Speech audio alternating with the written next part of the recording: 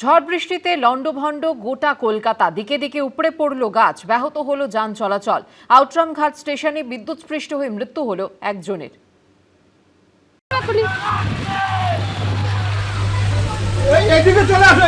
জ্যৈষ্ঠের দুপুরে আকাশ কালো করা মেঘ, মাঝ দুপুরেই নামলো আঁধার, মুষলধারে বৃষ্টি সঙ্গে প্রবল ঝড়, দিকে দিকে উপড়ে পড়ল গাছ। ঝড়ে আম কুড়োতে গিয়ে মৃত্যু হলো এক যুবকের। প্রিন্সেপঘাট স্টেশনে ওভারের তারের উপরে গাছ ভেঙে পড়ে, দাউ দাউ করে আগুন লেগে যায়। সেই সময় আম কুড়োতে গিয়ে বিদ্যুৎস্পৃষ্ট হয়ে মৃত্যু হয় এক যুবকের। এটা শর্ট হলেই তো ফেজ আউট হয়ে যায়। কলকাতায় ঝড় বৃষ্টি চলার সময় বিদ্যুৎস্পৃষ্ট হয়ে মৃত্যু এক যুবকের। অত্যন্ত মর্মান্তিক ঘটনা। আউটরাম ঘাটের অদূরেই যে চক্ররেল রয়েছে, সেই চক্ররেলের উপরে যে ওভারের তার, সেই ওভারের তারে আম গাছ ভেঙে পড়ে। প্রবল ঝড়ের দাপটে সাউথ সিটি মলে কাঁচ ভেঙে যায়। মুহূর্তে আমরা ব্রিগেড প্যারেড গ্রাউন্ডের যে প্যারালাল রাস্তা রয়েছে ময়দানের, সেই রাস্তায় দাঁড়িয়ে রয়েছি। পরপর দুটি গাছ পড়ে গিয়েছে এবং দুটি গাছ পড়ার জন্য কিন্তু রাস্তায় যান চলাচল এক পাশ দিয়ে হচ্ছে। ফলত একাধিক জায়গায় কিন্তু গাছ পড়েছে এবং আজকের দুপুরের যে বৃষ্টি, সেই বৃষ্টি হয়তো সাময়িক স্বস্তি এনে দিয়েছে শহরবাসীর জন্য, কিন্তু তার সাথে সাথে কিন্তু দুর্ভোগান্তি সেটাও কিন্তু বাড়িয়েছে। রফি আহমেদ কিদওয়াই রোডে ভেঙে পড়ে গাছ, ব্যাহত হয় যান চলাচল। মুষলধারে বৃষ্টি, দিনেই নেমেছে রাতের আঁধার। এই মুহূর্তে আমরা দাঁড়িয়ে রয়েছি রফি আহমেদ কিদওয়াই রোড এবং তার সঙ্গে এসএন ব্যানার্জি রোডের যে সংযোগস্থল সেখানে, এবং দেখা যাচ্ছে একটি রাধাচূড়া গাছ সম্পূর্ণভাবে ভেঙে পড়েছে এই রাস্তার উপরে। এই গাছ ভেঙে পড়ার কারণে ছিঁড়ে গিয়েছে ট্রাম লাইনের তার।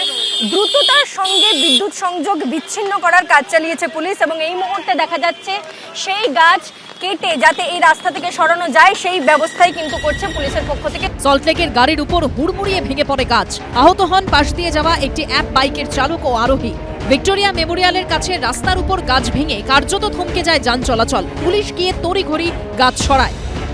আমরা আছি ক্যাশিওরিনা লেনে, রেড রোডের সমান্তরাল এই রাস্তার অবস্থা হচ্ছে এই ছবি। চারিদিকে গাছ পড়ে গেছে, গাছ পড়ে একদম অবরুদ্ধ হয়ে আছে। কলকাতা ট্রাফিক গার্ডের তরফ থেকে এইভাবে গাড়ি এনে সমস্ত গাছ সরানো হচ্ছে এবং সমস্ত যানবাহন কার্যত দাঁড়িয়ে গেছে। এইভাবেই আমরা দেখতে পাচ্ছি কলকাতা ট্রাফিক পুলিশের তরফ থেকে গাড়ি এনে এইভাবে গাছকে সরানো হচ্ছে। স্ট্র্যান্ড রোডের উপর গাছ উপড়ে পড়ে যান চলাচল ব্যাহত হয়। প্রিন্সেপ ঘাটের রেল লাইনের উপরও গাছ ভেঙে পড়ে। তড়িঘড়ি গাছ সরানোর কাজ শুরু করে বিপর্যয় মোকাবিলা বাহিনী। একই ছবি দেখা যায় পিটিএসে, গাছ পড়ে বেশ কিছুক্ষণ যান চলাচল ব্যাহত হয়।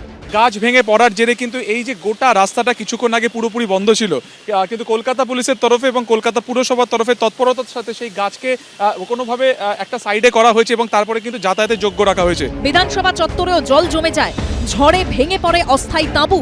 হঠাৎ বৃষ্টিতে জল জমে যায় হাইল্যান্ড পার্ক এলাকায়। সন্দীপ সরকার, সুকান্ত মুখোপাধ্যায়, ঐশী মুখোপাধ্যায়ের রিপোর্ট, এবিপি আনন্দ। প্রচণ্ড গরমের মধ্যেই কলকাতা ও শহরতলিতে মুষলধারে নামে বৃষ্টি। দুপুরে কালো মেঘে ঢেকে যায় আকাশ। বৃষ্টির জেরে ব্যাহত হয় উড়ান পরিষেবা। মধ্যমগ্রামে ওভারহেড গাছ পড়ে বেশ কিছুক্ষণ বন্ধ থাকে বনগাঁ শাখায় ট্রেন চলাচল। ব্রিজি অর্থাৎ শহীদ ক্ষুদিরাম মেট্রো স্টেশনে ঝড়ে উড়ে গেছে শেডের খানিকটা অংশ। জলমগ্ন রানওয়ে, দাঁড়িয়ে একের পর এক বিমান। কয়েক ঘন্টার বৃষ্টিতে এমনই জলছবি কলকাতা বিমানবন্দরের। শহর কলকাতা এবং সংলগ্ন জেলায় কিন্তু জোরালো হাওয়া, ঝোড়ো হাওয়া এবং একই সঙ্গে বৃষ্টিও চলছে। বৃষ্টির দাপট এবং ঝড়ের দাপটটা একটু দেখাতে বলবো ক্যামেরাম্যান সহকর্মী দীপ্তেন্দুকে। আমরা যেখানে দাঁড়িয়ে আছি এটা কলকাতা বিমানবন্দর চত্বর এবং সেখানে কার্যত দাঁড়ানোই এখন দুষ্কর হয়ে দাঁড়াচ্ছে, কারণ এত প্রবল হাওয়া এবং বৃষ্টি চলছে এখানে। শুক্রবার সকাল থেকেই আকাশের ছিল মুখ ভার। বেলা গড়াতে কার্যত আঁধার নেমে আসে কলকাতায়। শুরু হয় ঝড়, সঙ্গে ঝেঁপে বৃষ্টি। বিমানবন্দর এলাকায় মুষলধারে বৃষ্টি হয়। বেশ কিছুক্ষণের জন্য ব্যাহত হয় উড়ান চলাচল। প্রবল বৃষ্টিতে ব্যাহত হয় শিয়ালদা বনগাঁ শাখার ট্রেন চলাচল। মধ্যমগ্রামের ওভারহেডের ওপর গাছ ভেঙে পড়ায় বেশ খানিকক্ষণ বন্ধ থাকে ট্রেন পরিষেবা। বীরাকুমা স্টেশনের মাঝে একই ঘটনা। অন্যদিকে মদনপুর থেকে কল্যাণী এই সেকশনেও কিন্তু একইভাবে ট্রেন চলাচল বেশ কিছুক্ষণ বন্ধ থাকে। আপাতত ট্রেন চলাচল স্বাভাবিক হয়েছে বলে জানা যাচ্ছে। গাছ ভেঙে পড়েছে? হ্যাঁ, গাছ তাও কতক্ষণ গাড়ি বন্ধ ছিল? আনুমানিক তাও তো 20 মিনিটের উপরে। 20 মিনিট। এখন কেমন? এখন স্বাভাবিক আছে। ব্রিজি অর্থাৎ শহীদ ক্ষুদিরাম মেট্রো স্টেশনে ঝড়ে উড়ে গেছে শেডের খানিকটা অংশ। সেখান থেকে বৃষ্টির জল পড়তে থাকে প্ল্যাটফর্মে। তীব্র গরমের পর আকাশ ভাঙা বৃষ্টি, কারো স্বস্তি, কেউ আবার রাস্তায় বেরিয়ে পড়লেন চরম দুর্ভোগে। ব্রতদেব ভট্টাচার্য, সমীরণ পাল ও অরিত্রিক ভট্টাচার্যর রিপোর্ট, এবিপি আনন্দ। তীব্র গরম থেকে অবশেষে মিলল মুক্তি। কলকাতা থেকে জেলা ভিজল স্বস্তির বৃষ্টিতে। উত্তর থেকে দক্ষিণ সকাল থেকে দুপুর গড়াতেই আকাশ ঢাকলো কালো মেঘে। তারপরেই নামলো ঝমঝমিয়ে বৃষ্টির সঙ্গে ঝোড়ো হাওয়া। এদিনের বৃষ্টিতে এক ধাক্কায় অনেকটাই কমল তাপমাত্রা।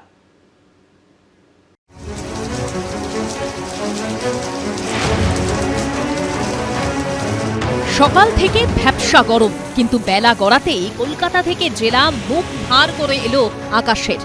দিনের বেলায় রাতের মতো অন্ধকার, আর তারপরেই নামলো অঝোরে বৃষ্টি। কোথাও বৃষ্টি হলো মুষলধারে, কোথাও বৃষ্টির সঙ্গে ঝোড়ো হাওয়া। গত কয়েকদিনে অসহ্য চাঁদি ফাটা গরমের পর অবশেষে এলো স্বস্তি। এক ধাক্কায় তাপমাত্রা কমলো অনেকটাই, কিন্তু বৃষ্টির জেরে বহু জায়গায় ঘটল বিপর্যয়ও।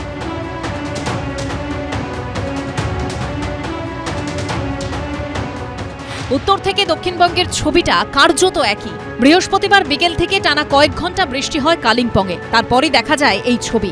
দুপুর 2:30 নাগাদ আকাশ কালো করে আসে হাওড়ায়। কিছুক্ষণের মধ্যেই মুষলধারে নামে বৃষ্টি, সঙ্গে ঝোড়ো হাওয়া।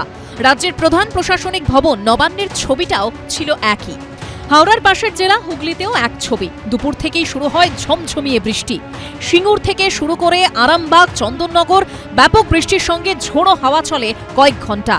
ঝোড়ো হাওয়ার দাপটে সিঙ্গুরের দিয়ারা এবং বৈদ্যবাটিতে 12 নম্বর রাজ্য সড়কের ওপর গাছ পড়ে গিয়ে যান চলাচল ব্যাহত হয়। গাছ পড়া ছাড়া বাগানে ক্ষতি হয়েছে, সব গলা গাছ পড়া সব ভেঙে গেছে, আম পড়ে শেষ হয়ে গেছে। শুক্রবার উথাল পাথাল বৃষ্টি নামে দক্ষিণ 24 পরগনায়। এই ছবি ক্যানিংয়ে। দুপুরের পর থেকেই শুরু হয় বৃষ্টি। পশ্চিম বর্ধমানেও বজ্রবিদ্যুৎ সহ বৃষ্টি শুরু হয় দুপুরের পর। আসানসোল, দুর্গাপুর সহ জেলার প্রায় সর্বত্র নামে বৃষ্টি। পশ্চিমাঞ্চলেও এদিন ব্যাপক বৃষ্টি হয়েছে। পুরুলিয়ার রঘুনাথপুরেও দুপুরে কালো হয়ে যায় আকাশ। শুরু হয় বৃষ্টি। জঙ্গলমহলের আরেক জেলা বাঁকুড়াতেও ছবিটা ছিল একই। ঝোড়ো হাওয়ার সঙ্গে ব্যাপক বৃষ্টি হয়। এবিপি আনন্দ। সামনেই বর্ষার মরশুম, আর পাহাড়ের পরিস্থিতির কথা ভেবে প্রশাসনকে তৈরি থাকার নির্দেশ দিলেন মুখ্যমন্ত্রী। দুর্যোগ মোকাবিলায় তৈরি রাখা হচ্ছে পর্যাপ্ত কুইক রেসপন্স টিম। পাশাপাশি গত বছর দুর্গাপুজোর সময় উত্তরবঙ্গে দুর্যোগের প্রসঙ্গ টেনে প্রাক্তন তৃণমূল সরকারকেও নিশানা করেন শুভেন্দু অধিকারী। দুর্গাপুজোর সময় আমাদের অক্টোবর মাসে যে ডিজাস্টার হয়েছিল, গতবারে পুরো অ্যাডমিনিস্ট্রেশন রেড রোডে ছিল, কার্নিভালে। গত বছরের অক্টোবর মেঘভাঙা বৃষ্টি ও ভূমিধসে তছনছ হয়ে গেছিল উত্তরবঙ্গ। ছারখার হয়ে গেছিল বহু জীবন। সেই সময় দুর্গাপুজোর কার্নিভালে তৎকালীন মুখ্যমন্ত্রী মমতা বন্দ্যোপাধ্যায়ের উপস্থিতি ঘিরে সমালোচনার ঝড় উঠেছিল। এবার রাজ্যের সরকার বদলেছে, আর বর্ষার আগেই পাহাড় নিয়ে প্রশাসনকে সতর্ক থাকার নির্দেশ দিলেন মুখ্যমন্ত্রী শুভেন্দু অধিকারী। আগামী 10 দিনের মধ্যে ডিজাস্টার ম্যানেজমেন্টের প্রিন্সিপাল সেক্রেটারি পাহাড় ভিজিট করবেন, এবং সেখানে তিনি আমাদের এনডিআরএফ এবং অন্যান্য সেন্ট্রাল এবং স্টেট এজেন্সির সঙ্গে মিটিং করে কুইক রেসপন্স টিম তৈরি করে রাখবেন। আমি 3 জন বিধায়ককে পরামর্শ দিয়েছি, অবিলম্বে এডুকেশনাল ইনস্টিটিউশন, ট্যুরিস্ট শেল্টার এবং আমাদের হসপিটালগুলো আপনারা ভিজিট করুন। যেখানে যেখানে যেগুলো দরকার, বিশেষ করে হেলথ সেক্টরে ডক্টরস থেকে শুরু করে সিনিয়র নার্স, জুনিয়র নার্স থেকে শুরু করে হেলথ মডার্ন ইকুইপমেন্টস যেগুলো আমরা এক্ষুনি দিয়ে দিতে পারি উইদিন ফর্টনাইট, তার জন্য তালিকা তৈরি করে তারা থ্রু ডিস্ট্রিক্ট ম্যাজিস্ট্রেট হেলথ ডিপার্টমেন্টে পাঠাবেন, সেটাও আমরা করব। গত বছরের প্রসঙ্গ টেনে প্রাক্তন তৃণমূল সরকারকেও নিশানা করেন মুখ্যমন্ত্রী। গতবারে পুরো অ্যাডমিনিস্ট্রেশন রেড রোডে ছিল, কার্নিভালে। তাদের যেতে 48 ঘন্টা লেগেছে। ঠিক আছে, তখনকার মুখ্যমন্ত্রী কার্নিভালে তিনি পার্টিসিপেট করবেন ঠিক করেছিলেন। আমরা দেখেছি যে পাহাড়ের প্রতি অবহেলা, chief secretary, home secretary, DGP সবাই রেড রোডেই ফেস্টিভ্যালে পার্টিসিপেট করেছেন। তাই এই ধরনের ঘটনা যাতে পাহাড়ের সঙ্গে না হয়, এটা দেখা আমাদের কর্তব্য। সেই জন্য ডিজাস্টার ম্যানেজমেন্ট সেক্রেটারি এখনই যাবেন এবং প্রিপারেশন নেবেন। গত বছরের প্রাকৃতিক দুর্যোগের পাহাড়ের যে পরিবারগুলো আশ্রয়হীন হয়ে পড়েছিল, শুক্রবারের বৈঠক থেকে তাদের বাড়ি তৈরিতে আর্থিক সহায়তার ঘোষণা করেছেন মুখ্যমন্ত্রী। আমাদের গতবারে যে ডিজাস্টার হয়েছিল তাতে 100টা মতো বাড়ি আমাদের ভেসে গেছিল বা তারা শেল্টারলেস হয়ে গিয়ে এখনো তারা কমিউনিটি হলে রয়েছে। সেই বাড়িগুলোর জন্য জায়গা ইতিমধ্যে জেলা প্রশাসন বরাদ্দ করেছেন, কিন্তু বিগত সরকার অর্থ দেননি।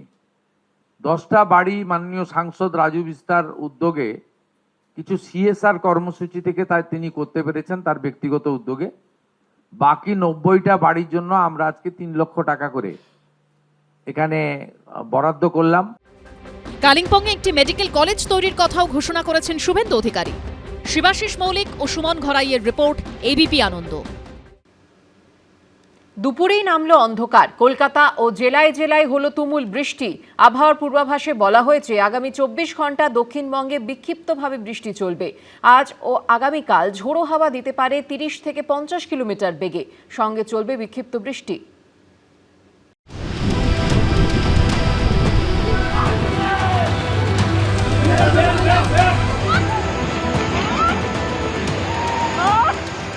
স্বস্তির বৃষ্টির মধ্যেই কলকাতায় তাণ্ডব চালালো মাঝ জ্যৈষ্ঠের কালবৈশাখী। সেই সঙ্গে কলকাতা সহ জেলায় জেলায় হলো মুষলধারে বৃষ্টি। ঝড়ে উপড়ে পড়ল গাছ, লণ্ডভণ্ড হলো শহর থেকে জেলা।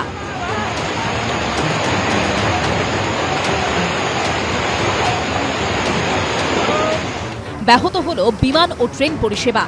আলিপুর আবহাওয়া দপ্তর থেকে শুক্রবার দুপুরে দেওয়া পূর্বাভাসে বলা হয়, দুপুরেই কলকাতা, 2 চব্বিশ পরগনা এবং পূর্ব মেদিনীপুরে বজ্রবিদ্যুৎ সহ প্রবল ঝড় বৃষ্টির সম্ভাবনা রয়েছে। সেই সঙ্গে বলা হয় ঘন্টায় 70 থেকে 80 কিলোমিটার বেগে দমকা হাওয়া বইতে পারে। কোথাও কোথাও হতে পারে অতি ভারী বৃষ্টিপাত। লাল সতর্কতা জারি করা হয় কলকাতায়। পূর্বাভাস মতো দুপুর 3টে নাগাদ আছড়ে পড়ে কালবৈশাখী।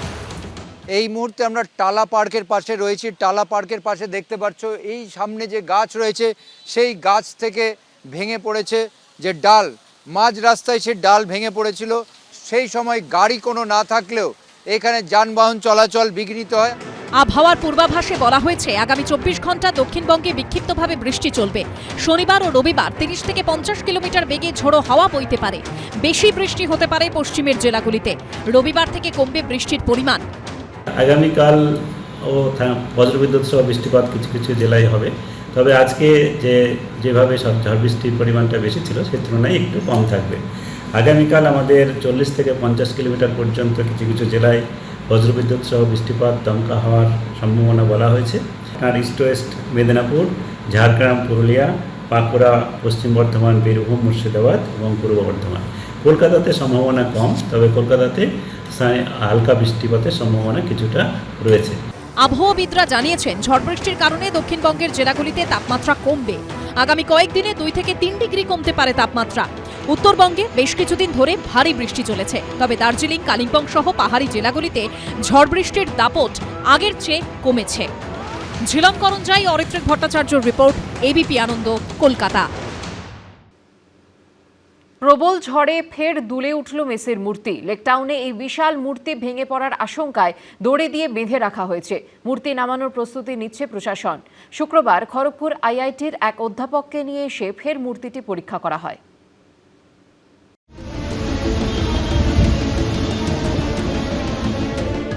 লেকটাউনে মেসির মূর্তি সরানো নিয়ে জটিলতা এখনও কাটেনি।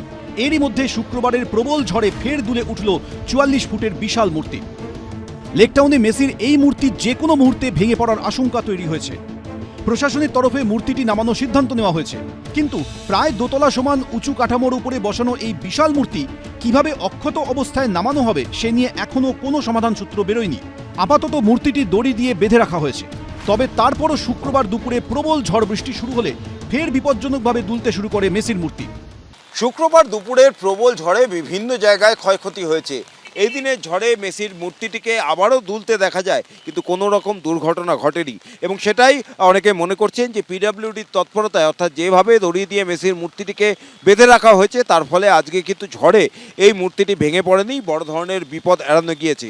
এখন এটাই দেখার যে মূর্তিটি নিয়ে শেষ পর্যন্ত প্রশাসন কী সিদ্ধান্ত নেয়।